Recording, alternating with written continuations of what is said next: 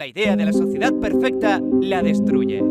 Todo aquel que quiera saber cómo perfeccionarla terminará siendo tarde o temprano o el líder de una secta si es pacifista o el mayor genocida que ha conocido la historia si es más agresivo. Sabes que lo más cercano a la perfección, aunque esa palabra no debería usarse aquí, es aquella sociedad que no se autodestruya. No piensas en perseguir lo positivo sino en evitar lo negativo. Puede parecer lo mismo dicho de dos formas distintas, pero no. Si buscas la perfección, una renovación, una revolución, harás todo lo que sea necesario para conseguirla. Y si el fin justifica los medios, llegará un punto de inflexión. La autoridad tomará todas las decisiones. Ideas libertarias malinterpretadas se convierten en autoritarias. Sin embargo, evitar lo negativo es una carrera de fondo, es más larga, pero tarde o temprano resultará en una sociedad sostenible. Y sostenible debería sustituir a perfecta. No quieres que un cambio bajo la etiqueta de sistema perfecto haga colapsar a todo un país. Claro que siempre habrá idealistas. Hoy están los que etiquetan como perfecta una sociedad que nos trate a todos por igual. Una frase bonita, utópica. Dicha así es casi imposible estar en contra. Y si hablamos de derechos, claro. De oportunidades, claro. En todo, desde luego que no. Porque cuando estés en la camilla de la sala de operaciones querrás que la persona que te opere a corazón abierto sea la mejor. El que mejores notas sacaba, el que más ha practicado, en definitiva el más competente. No el que gracias a un sistema utópicamente igualitario lo haya puesto ahí. Meritocracia, una aristocracia creada por méritos propios, una sociedad dividida por su competencia.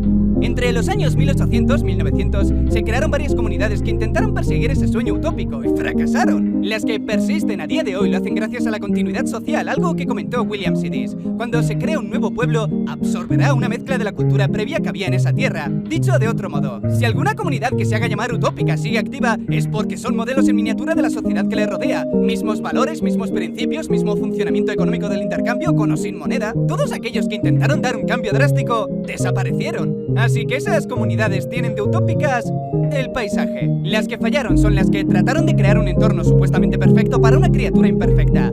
Fallan en intentar controlar todo aspecto de la vida de un ser que quiere sentir individualismo, tener libertad y poder elegir. Esas pequeñas sociedades utópicas solo podían ser pequeñas porque muchas tenían ideales similares al comunismo. Algo así es insostenible a gran escala y si se quiere controlar hace falta una autoridad. El gobierno cree saber qué es lo mejor para el bien común y lo aplicará a la fuerza. Censurará todo lo que crea que pueda hacer cambiar de opinión al pueblo y castigará la actitud que vaya en contra de su perfecto ideal, como terminó el pobre de Andrew Ryan.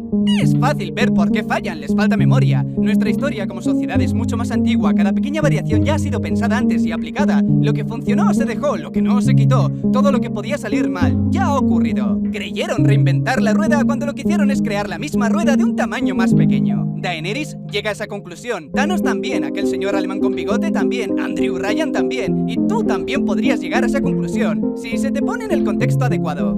Thanos es la versión amplificada del famoso dilema moral del tranvía, el de matar a unos pocos para salvar a muchos. En su caso es un poco más drástico, es matar a la mitad para salvar a la otra mitad. En el dilema se dice que hay un tranvía que no se puede detener y se dirige hacia 4 personas. Al lado tienes un botón que si le das cambiará de carril, donde solo hay una persona. Parece que estamos de acuerdo en que sacrificar una vida para salvar 4 es lo correcto. Por eso resulta fácil simpatizar con Thanos. Por cómo actúa sabes que él ve que no hay forma de detener ese tren, la sobrepoblación. Así que su única solución es pulsar el botón. Se ve a sí mismo como un salvador y tiene razones para creerlo. Como salvadora se creía Daenerys y aquel señor alemán. De hecho, muchos dictadores creían serlo. El señor de España creía ser un enviado de Dios. Un apunte rápido, quería hacer un vídeo rajando sobre el final de Juego de Tronos y lo ridículo que fue, pero me dejó tan vacío por dentro que se me quitaron las ganas. El caso, la utopía es inconcebible a gran escala y solo se puede aplicar a la fuerza de la mano de alguien que crea ser el salvador. En cuanto te dicen que unos pocos, cientos de miles, millones de vidas o la mitad de la existencia del universo se interpone para lograr la armonía perfecta,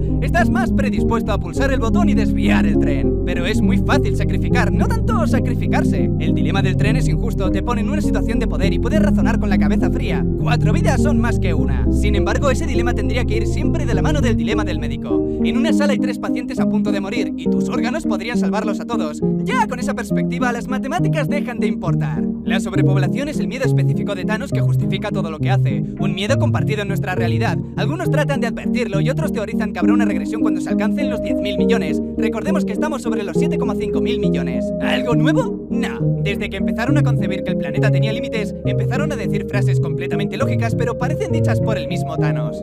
En realidad, el hambre, las pestes, las guerras y los desastres naturales deben considerarse como un remedio para los países, un medio para controlar el crecimiento de la raza humana. Dicho en una época anterior a Aristóteles. Luego, cuando los intelectuales de todo el mundo valoraban la situación, llegaban al mismo razonamiento. Si el ser humano crece ilimitadamente en una tierra limitada, el final es previsible. Si algún día la esterilización es gratuita para todo el que quiera hacérsela, alármate. Se me ocurre que es una de las medidas para controlar el crecimiento más inofensivas. Luego pueden ponerse más agresivos e imitar lo que hasta hace relativamente poco existió en China, la política de tener un solo hijo. Aún sigue existiendo, pero lo subieron a 2 hijos máximo, 3 en algunos casos. ¿Funcionó? En parte sí, pero a costa de aumentar los abandonos y los abortos caseros que ponían en peligro a las mujeres. En cualquier caso, una medida extrema para una preocupación real. Lo malo de ese tipo de medidas es que la economía se sostiene gracias a un número dado de individuos. No puedes cambiarlo drásticamente sin que se vea afectada. Cuando vieron que tenían más ancianos que jóvenes, se dieron cuenta del error. El crecimiento es inevitable, trae problemas evidentes como el agotamiento de los recursos, y si el experimento de la utopía de las ratas y ratones estaba en lo correcto, también afectaría en el comportamiento individual. John Calhoun creó un experimento en el año 1950. En él creó lo que sería la utopía para esos animales: comida ilimitada, fuera de cualquier peligro, sin enfermedades. El único aspecto negativo era el límite de espacio. En esas condiciones aparentemente perfectas, vio que actuaban de manera extraña. Es como si tantas facilidades en un espacio tan pequeño les afectara. Calhoun vio que muchas hembras comenzaron a descuidar sus crías, podían estar con ellas y de un momento a otro abandonarlas. Los varones se volvían más agresivos, pese a la comida ilimitada que seguía habiendo para todos. Algunos se volvieron caníbales. En general, cuanto más aumentaba la población, más autodestructivos se volvían. Curiosamente parecía como si se autorregularan para controlar el crecimiento, pero no exactamente. Fue tan exagerado que estaban a punto de extinguirse. Es oscuro ver que la utopía, el lugar perfecto, terminó con ellos. Sin nada de lo que preocuparse, su instinto de supervivencia desaparecía. Su comportamiento cambiaba, era como si al ver que no había problemas, los creasen ellos mismos. Cuando la población alcanzó los 2200, se fracturó por completo. En realidad, Universo 25 podía contener hasta 3840, pero declinó mucho antes. Con esa cantidad, las hembras también comenzaban a ser agresivas porque los machos se habían vuelto incapaces de defenderlas. Atacaban a los más vulnerables sin estar defendiendo nada. Era como un mundo posapocalíptico. Si tuvieran coches, sería como Mad Max. Las hembras dejaron de querer reproducirse, y quizá por ese motivo los machos tenían relaciones entre sí. Únicamente comían, bebían y dormían. Los fuertes seguían atacando a los jóvenes sin razón para hacerlo, y esos que ves que están pintados eran los que no querían problemas con nadie. Cambiaron su ciclo de sueño para no encontrarse con los agresivos, salían para comer un poco y volvían a su rincón. No defendían territorios, no querían saber nada de las hembras. La competencia era tan extrema que se aislaron. En ese punto ya no hubo más nacimientos. Poco a poco se extinguieron, y no cambiaron de actitud aun cuando la población regresó a la cantidad con la que estaban cómodos. Repitió el experimento en varias ocasiones con ratas y ratones, siempre creando un ambiente perfecto, pero espacio limitado, y siempre terminaban mal. Y aunque para hacer comparaciones con el ser humano hay que mantener las distancias, es curioso encontrar que nuestra especie también ha sufrido cambios en el comportamiento que antes no existían. Sin embargo, hay tantísimos factores que argumentar que son debidos únicamente por el crecimiento de la población. Seguramente sería erróneo. Este experimento fue curioso porque se hizo en el momento exacto en que la sociedad parecía estar preocupada sobre el efecto de la sobrepoblación más allá del agotamiento de los recursos.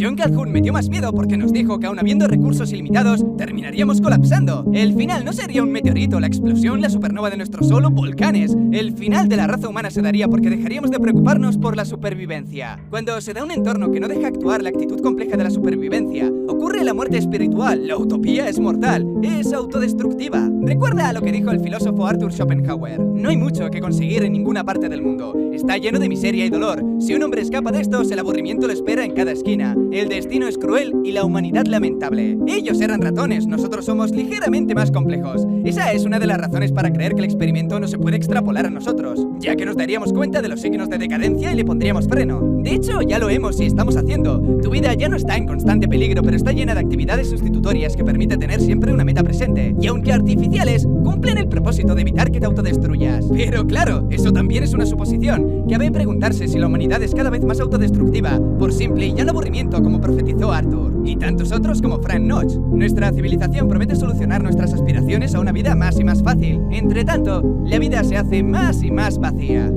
Así es como la vida perfecta terminaría matándote. Si te gustan los juegos, encontrarás en BioShock un ejemplo jugable de utopía destinada a fracasar. Escuchando las cintas de Andrew Ryan, te das cuenta de que comete todos los errores que quería evitar, y pronto reprimir y asesinar unos cuantos para el bien común le parece buena idea. Cualquier contacto con la superficie expone a raptura los mismos parásitos de los que huimos. Unos pocos cuellos estirados son un pequeño precio a pagar por nuestros ideales. Construir una ciudad en el fondo del mar. ¡Qué locura! ¿Pero en qué otro lugar podríamos ser libres del azote de los parásitos? ¿En qué otro lugar podríamos levantar una economía que no trataran de controlar? Una sociedad que no trataran de destruir.